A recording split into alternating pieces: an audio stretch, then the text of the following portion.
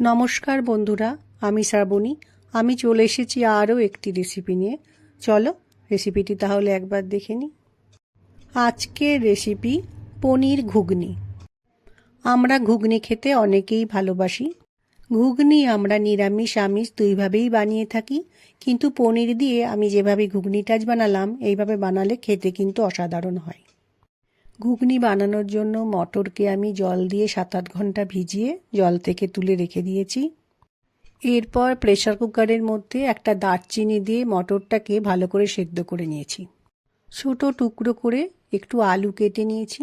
পনির একটু বড় টুকরো করে কেটে নিয়েছি। রান্নার শুরুতে একটা কড়াইয়ের মধ্যে একটু সাদা তেল গরম করতে দিলাম। তেলটা গরম হয়ে গেছে, একটু জিরে ফোড়ন দিলাম, শুকনো লঙ্কা ফোড়নে দিলাম, একটা দারচিনি তেলের মধ্যে দিলাম ও একটা তেজপাতা তেলের মধ্যে ফোড়নে দিলাম।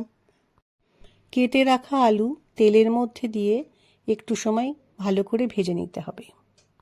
তোমরা চাইলে পনিরগুলো একটু ছোট ছোট করেও কেটে নিতে পারো। আলুটা ভাজার সময় গ্যাসের ফ্লেমকে মিডিয়ামে রেখে একটু বারে বারে নাড়াচাড়া করে ভাজতে হবে, যেন আলুটা পুড়ে না যায়। আলুটা একটু ভালো করে ভাজা হয়ে গেছে। এই সময় কেটে রাখা টমেটো আলুর মধ্যে দিয়ে একটু ভালো করে রান্নাটা করতে হবে। এইবার আমি রান্নার মধ্যে মশলাগুলো দিয়ে নেব। প্রথমে দিলাম পরিমাণ মতো নুন, এরপর দিলাম হলুদ গুঁড়ো, এবার দিলাম ধনে গুঁড়ো, অল্প পরিমাণে জিরে গুঁড়ো দিয়ে নিলাম, এবার দিলাম ঝালের জন্য লঙ্কা গুঁড়ো, এবার দিয়ে দিলাম কালারের জন্য কাশ্মীরি মির্চ পাউডার। মশলাগুলো যাতে পুড়ে না যায় সেজন্য অল্প একটু জল দিয়ে রান্নাটা খুব ভালো করে কষিয়ে নিতে হবে। রান্নাটা খুব ভালোভাবে কষানো হয়ে গেছে এবং খুব সুন্দর কালার এসছে। এই সময় সেদ্ধ করে রাখা মটর আলুর মধ্যে দিয়ে খুব ভালো করে একবার মিশিয়ে নিতে হবে। রান্নাতে অল্প পরিমাণে চিনি দিলে তার স্বাদটা ভালো হয়, এজন্য আমি অল্প পরিমাণে চিনি দিলাম। গরম মশলা গুঁড়ো দিলাম। আবারও ভালো করে সব মটরের সাথে মিশিয়ে নেব। রান্নাতে দেবার জন্য আমি একটু জল গরম করে রেখেছিলাম, সেই জলটা রান্নার মধ্যে দিয়ে খুব ভালো করে একবার মিশিয়ে ফুটতে দিতে হবে।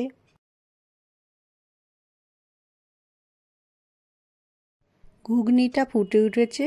এ সময় আমি গ্যাসের ফ্লেমকে লো করে রেখে রান্নাটা একটু সময় হতে দেব। একটু সময় রান্নাটা করে নেওয়ার পর কেটে রাখা পনির ঘুগনির মধ্যে দিয়ে দিলাম। পনিরটা আমি ভাজিনি, তোমরা চাইলে ভাজতে পারো। অল্প পরিমাণে ধনেপাতা কুচি দিয়ে দিলাম।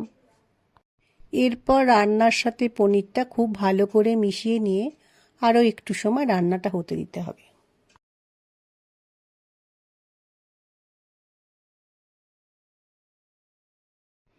নারকেল কোড়া এবার ঘুগনির মধ্যে দিয়ে দিলাম।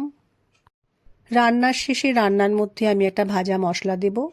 গোটা মৌরি, গোটা জিরে, দারচিনি ও ছোটো এলাচ একটু গরম করে গুঁড়ো করে নিয়েছি, সেটা ঘুগনির মধ্যে দিয়ে খুব ভালো করে মিশিয়ে নেব। এটা দিলে কিন্তু রান্নার স্বাদ খুব ভালো হয়। সরস্বতী পুজোর দিন প্রায় সব বাড়িতেই নিরামিষ খাওয়া হয়, সেদিন কিন্তু এই রান্নাটা বানিয়ে নেওয়া যায়। আমার পনির ঘুগনি রান্নাটা তৈরি হয়ে গেছে। যে কোনো নিরামিষ দিনে এই রান্নাটা বানালে বাড়ির সবাই খেতে বেশ পছন্দ করবে। আশা রাখছি আজকের এই নিরামিষ রান্নার রেসিপিটি তোমাদের ভালো লেগেছে। আমার রান্নার ভিডিওগুলো দেখার সময় পুরোটা দেখার অনুরোধ রইল। আমার আজকের রেসিপি ভালো লাগলে লাইক, শেয়ার ও সাবস্ক্রাইব করো। ভিডিওটি দেখার জন্য ধন্যবাদ। ভিডিওটি আজ এখানেই শেষ করছি। ফিরে আসছি আরও একটি রেসিপি নিয়ে।